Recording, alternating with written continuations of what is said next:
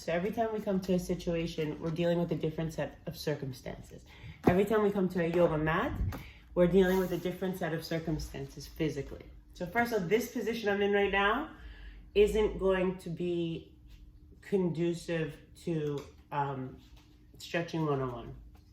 So we're gonna go back to just a yoga flow. I'm gonna do stretching 101 because I'm gonna start it in a chair. That's where we would start it, or standing up. Okay, okay. So this is just gonna be breathing, breathing and then a little bit of yoga, because that's what I need to do. It's my coffee. So if child's pose is accessible, it looks like this. Your knees would be spread apart. And you kind of send your hips back towards your heels, real chilled out, like head down. I'm not gonna add all the modifications now, but this is, you know, you could put a mat on your head. I'll do a modifications one. Okay, so in this case, oh, good. Sending the hips back towards the heels, rounding the tailbone and the spine. And letting the forehead fall to the mat and letting the shoulders already drop down. So we're gonna start that diaphragmic breathing. So I like to have my knees wide. You can play with having your knees closer together here and you'll get more of a rounding in the spine. And then you can cultivate that breathing into the belly, right? So inhale, let the belly get big on your thighs.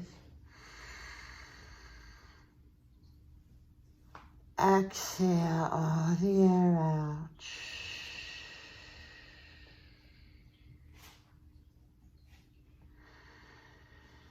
Breathe in. So let's do 5 deep breaths with the intention of switching from automatic, unconscious inhaling and exhaling to consciously breathing our bodies.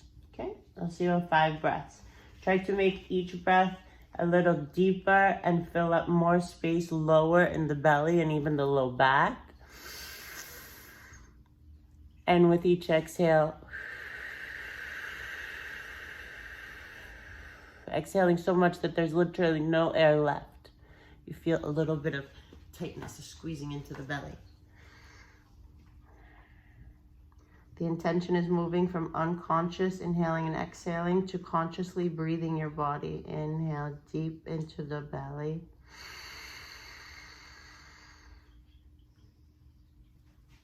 Exhale complete from the belly. 4 more like that.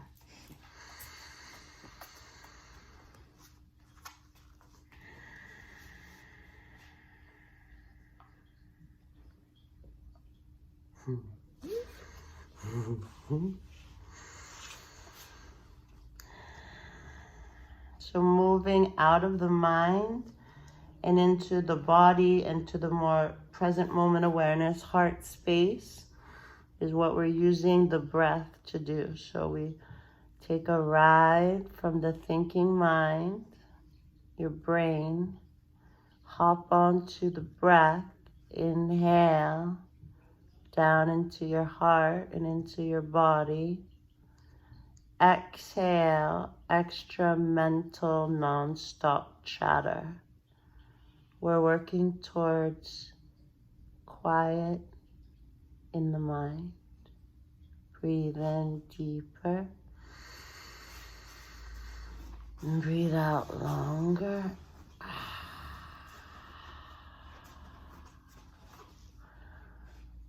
Every movement with a breath. So inhale, stretch one arm in front. Full breathing in and out. Exhale, complete that movement towards hands and knees, whatever it is. Inhale, shift a little bit over. And eventually, my end game is hands and knees, but I'm not rushing. I'm breathing my body there. Exhale.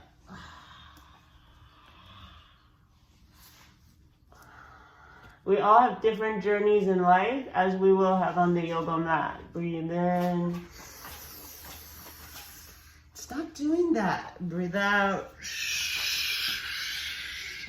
I'm just setting up my wrist to be below my shoulders and my knees to be below my hips with my hands spread really, really wide. Grounding into the fingertips so I'm not putting unnecessary weight on my wrists. I'm gonna let the breath move my body through the cat flow. Inhale, drop the belly, look up. Exhale, round the spine. Excusez-moi. Calm. Inhale, drop the belly, send the heart forward, lie down. And exhale, round your spine. Habibti, move.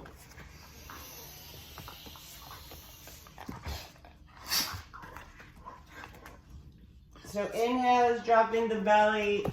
Excusez-moi. Excusez-moi. Excusez-moi. Excusez-moi. Excusez-moi. Move. Okay, so on the inhale, we're practicing for the chaturanga arms here. On the inhale, bringing the shoulders back, elbows in, chest forward. Stretch the belly and let the tailbone go back and away. Exhale like a mad cat. Push the mat away. Super activated fingers. Hands. Drop the neck and push all the air out. And even if you want, play within each position and take care of the places and the spaces that you feel. Breathe in, drop the belly. And breathe out. Just take an easy child's pose, head low.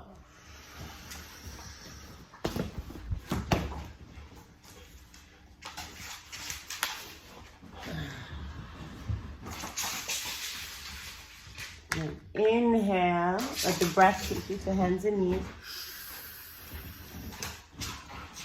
Exhale, curl the toes, send the hips up and back. It's called downward facing dog pose. So let's build this pose from the floor up. Super active hands. Why? So that we can protect the wrists. Okay? Stuff like this is gonna show up. Can you see my hand? Okay, so stuff like this is gonna show up. Excusez-moi, where you're weight bearing and people, okay, so these are the two big issues that I see. People doing this shit with the low back, dumping into the wrists. These are two of the most susceptible, weakest, like, they're just gonna start shit. So you want to activate the fingers, spread them wide, so you can really create a base. Push up and out of the fingertips. I actually have space. What's that thing called? Underneath my palm, right? So my wrists aren't gonna have a lot of pressure. I'm strong here. And then, hey! Lie down. And then, so I'm not going to cause myself low back problems and dump into my low back and compress my lumbar spine. Fire up my core so I can lift up, tuck my tailbone, and keep my low back, maintain the integrity of the long-term health of my low back. Chaturanga would look like this, shifting forward. Elbows in, my butt doesn't drop, my wrists aren't on fire, because my fingers are active. Inhale. So this is becoming kind of an improv video. Exhale. Whew. I'm just gonna jump into headstand really quick because it's very misunderstood. First of all, don't ever jump into headstand or into the shower for that matter. So my next stuff was probably from my old bed because I got a new bed and I woke up this morning, I feel like $1 trillion. But one of my friends, my really good friends, was like, well, I don't know how your neck's not gonna hurt if you don't sit on it all day. You didn't headstand, something like this. First of all, I haven't been doing headstand practice as much as usual. And that might be why my neck is bothering me more. It's gonna be your biceps and your core. the flattest part of your head. Excusez-moi. I want my calm and I shall have it.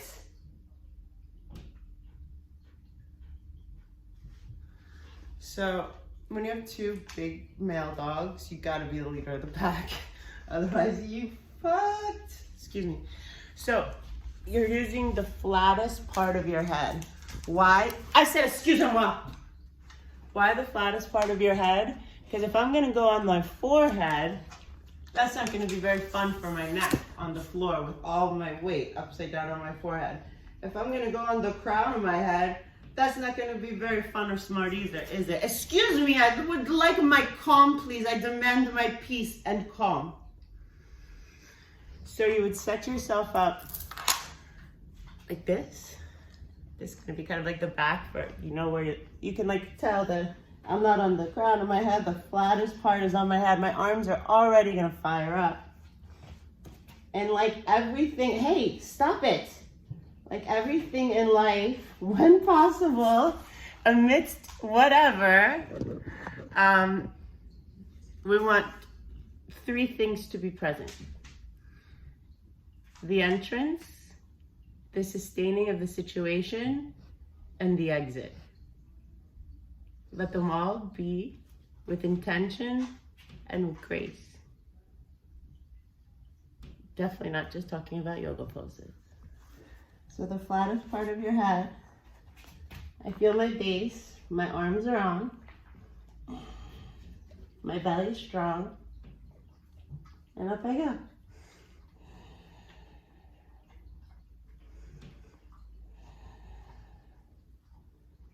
Sustaining.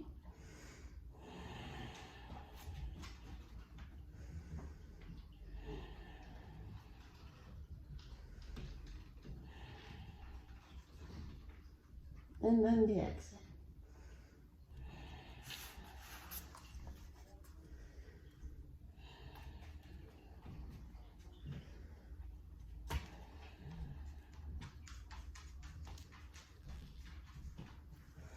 I always recommend child's pose after headstand just to let your brain sort of, oh, it feels so good to do headstand.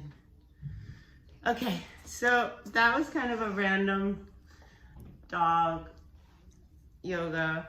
I think the most important takeaway from that was be very strong whenever you're weight bearing on your hands.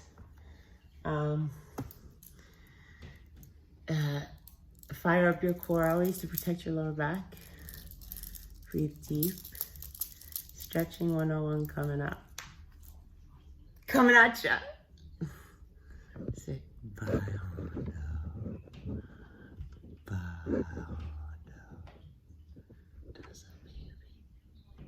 So our Belgian Balawa. If we travel to Europe, we don't say the Belgian part. They just gotta know our Balawa. But brother will be fancy because he American Bulldog. So if we go to Europe, he gonna be fancy. They're gonna say he American Bulldog with Pitbull.